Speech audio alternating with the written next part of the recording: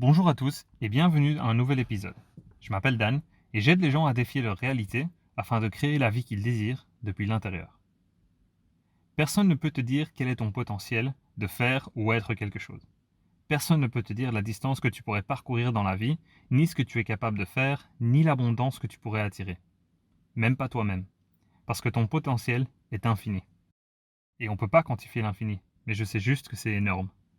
Tu te souviens quand tu étais à l'école, ou peut-être que tu y es encore, selon les cours dans lesquels tu avais des bonnes notes, ils t'ont probablement dit que tu pouvais devenir un truc ou l'autre et que tu pourrais gagner X ou Y. Mais le prof qui t'a dit ça, à ton âge, ne savait probablement pas qu'il voulait être prof. Donc, comment est-ce qu'il pourrait savoir ce que tu peux, tu dois ou tu ne dois pas faire? Perso, on m'a dit tout. Depuis tu n'aboutiras à rien jusqu'à tu devrais être traducteur ou même politicien. Quand j'étais à l'école, j'éprouvais aucun intérêt pour la science, ou plutôt pour la façon de laquelle ils voulaient m'enseigner la science. Et regarde-moi maintenant. J'explique des concepts de physique quantique, de biochimie, de neurologie et j'adore le faire. T'as le pouvoir en toi pour littéralement créer ce que tu veux. C'est pour ça qu'on est sur cette terre, cette simulation, pour être les co-créateurs de notre vie. Mais on te l'a tout simplement pas enseigné. On vit dans un champ d'énergie invisible qui contient toutes les possibilités et qui répond à nos pensées et nos émotions. Quand on est couché dans notre lit le soir et qu'on révise tout ce qui s'est passé durant notre journée, on a tendance à penser qu'on est l'un de ces deux extrêmes.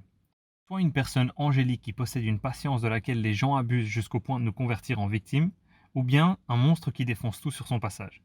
Mais laquelle est la réelle? En réalité, les deux le sont.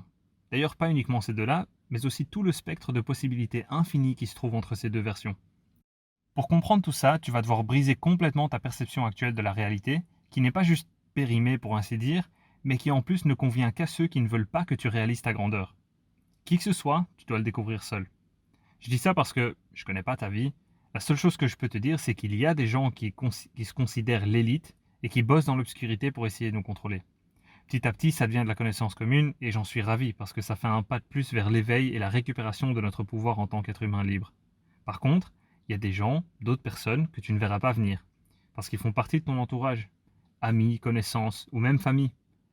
Sache qu'ils ne font sûrement pas exprès.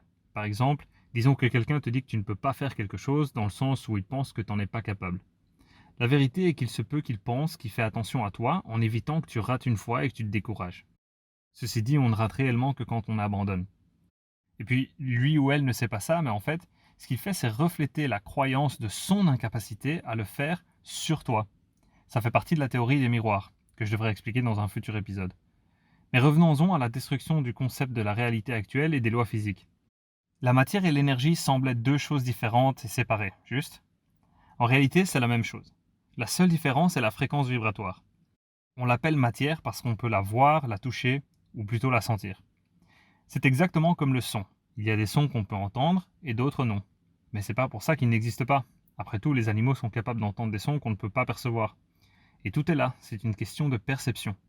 Les composants les plus fondamentaux de ce que l'on appelle le monde physique sont tant des ondes comme des particules, en dépendant de l'esprit de l'observateur. L'énergie est le tissu de tout ce qui est matériel et elle répond à l'influence de l'esprit, qui est aussi une autre forme d'énergie. Si on prend les lois physiques de Newton, la représentation de l'atome se concentre sur la matière, parce que le modèle se base sur le solide, noyau, neutrons, protons et électrons. Mais selon le modèle plus moderne proposé par la physique quantique, l'atome est composé de 99,99999% d'énergie et 0,00001% de matière. Donc, il est plus rien que quelque chose de concret. Et puisque toute matière, ou tout ce que j'ai presque envie d'appeler énergie solide, est composée d'atomes, techniquement, c'est aussi plus rien que quelque chose.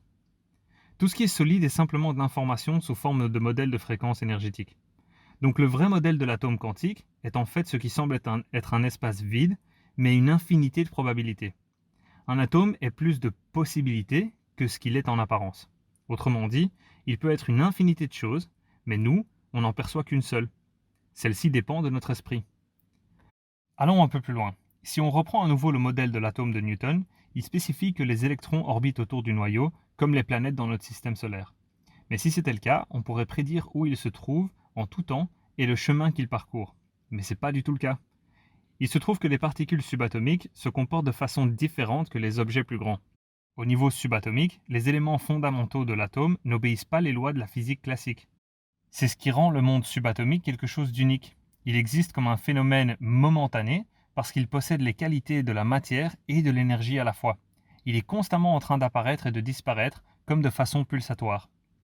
Ce que les physiciens quantiques ont découvert est que la personne qui observe ou mesure les particules affecte directement le comportement de l'énergie et de la matière de celles-ci. Attention parce que ce qui vient maintenant, c'est un truc de malade. Les électrons existent de manière simultanée dans un éventail de possibilités infinies dans un champ énergétique invisible. Et quand l'observateur place son attention sur un point spécifique de n'importe quel électron, c'est alors qu'il apparaît. Ce qui veut dire qu'une particule ne peut pas se manifester dans l'espace-temps qu'on appelle réalité, à moins qu'il ne soit observé. Ils ont appelé ce phénomène l'effet de l'observateur ou l'effondrement de la fonction d'onde. Bon, je traduis ça directement de l'anglais, donc ça se trouve en français il y a un autre nom, mais c'est pas le plus important. Quand l'observateur cherche l'électron, il y a un moment spécifique dans le temps et l'espace où toutes les probabilités s'effondrent en un événement physique. En conclusion, ceci démontre non seulement que l'énergie, mais que ni l'esprit ni la matière ne peuvent être quelque chose de séparé ou d'indépendant l'un de l'autre, puisque l'esprit subjectif de l'observateur peut causer des changements mesurables dans le monde physique. Et toi, t'es quoi? Tu serais pas un être physique par hasard? T'es pas composé d'atomes qui à leur tour sont composés de particules subatomiques, tout comme l'univers? À l'échelle subatomique, l'énergie répond à l'attention consciente et devient de la matière. Évidemment, tu peux pas le percevoir à l'œil nu, mais ça nous ramène à ce dont je parlais dans l'épisode précédent.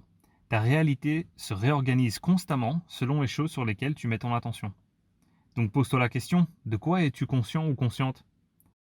Comment est-ce que ta vie pourrait changer si tu apprenais à utiliser l'effet de l'observateur en effondrant les ondes des possibilités infinies sur une seule réalité de ton choix?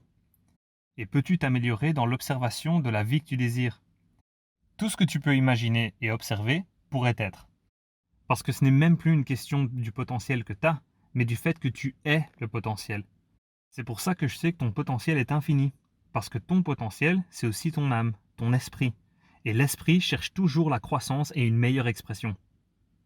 En étant composé par les mêmes atomes et particules subatomiques que celles qui composent l'univers, toutes les possibilités sont en toi. Que ce soit pour créer une vie pleine de succès et d'abondance, qui d'ailleurs n'est pas aussi exigeant physiquement comme on pourrait le croire, j'en parlerai dans un épisode plus en détail, ou même pour causer des changements dans ton propre corps. Ouais, tu peux guérir des douleurs ou des maladies avec le pouvoir de l'esprit. C'est l'effet placebo. Et je t'aide à l'utiliser avec ma méditation guidée pour la guérison et la récupération qui est déjà sur YouTube. D'ailleurs, j'ai déjà eu des retours positifs qu'une personne par exemple qui a fait disparaître son mal de dos et une autre qui avait une douleur au pied depuis des années mais qui ne savait pas pourquoi. Et elle a simplement disparu aussi. Donc teste-la, si ce n'est pas déjà fait, et explique ton expérience dans les commentaires. Je mettrai le lien dans la description et une icône apparaîtra aussi à la fin de cette vidéo pour que tu puisses simplement cliquer dessus et y arriver directement. J'espère que tu as aimé cet épisode et qu'il t'aide à mieux comprendre comment et pourquoi tu as tout le potentiel que tu désires déjà en toi. N'oublie pas de cliquer sur j'aime, de partager avec les gens autour de toi et de t'abonner à la chaîne. Check aussi le site de mon sponsor pour y trouver des solutions alimentaires saines, délicieuses, rapides et faciles à préparer et à consommer qui contiennent tous les nutriments dont ton corps a besoin. Le lien se trouve également dans la description avec les liens vers mes réseaux sociaux où tu peux me contacter si tu as des doutes ou si tu veux des réductions sur ta commande ou même un suivi personnalisé. Un grand merci de m'avoir accompagné et écouté durant cet épisode. On se voit au prochain et comme d'habitude, paix, amour, gratitude et respect.